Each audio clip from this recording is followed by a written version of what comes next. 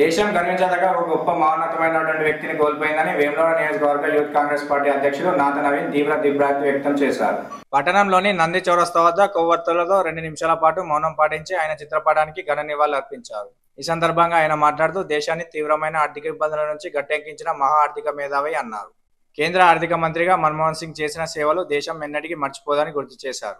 నిజాయితీ, మంచితనం, సమర్థంగా పనిచేయడం లాంటి మన్మోహన్ సింగ్ చూసి రాజకీయ నేతలు నేర్చుకోవాల్సిన అవసరం ఉందన్నారు.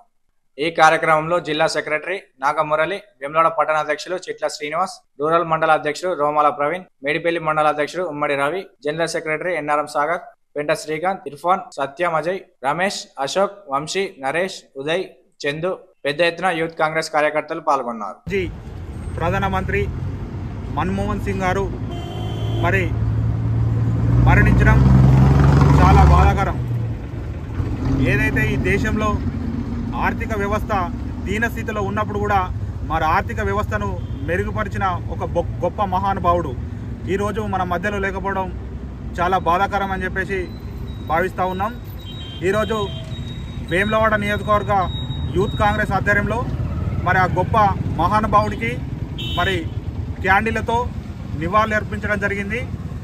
ఆ మహానుభావుడు దేశానికి ఎన్నో ఘనతలు, ఎన్నో సంక్షేమ పథకాలు కూడా ఆయన ఇచ్చిన గొప్ప మహానుభావుడు అని గుర్తు చేస్తూ ఈ దేశ ప్రజలందరూ కూడా ఎన్నో సంక్షేమ పథకాలు ఇచ్చి ఆర్థిక వ్యవస్థను మెరుగుపరిచి కొద్ది కాలం పాటు కూడా ఎక్కువ కాలం ఈ దేశాన్ని పాలించిన వ్యక్తులలో మన్మోహన్ సింగ్ గారు కూడా ఒక్కరని చెప్పేసి ఈ సందర్భంగా గుర్తు చేస్తూ ఉన్నాం.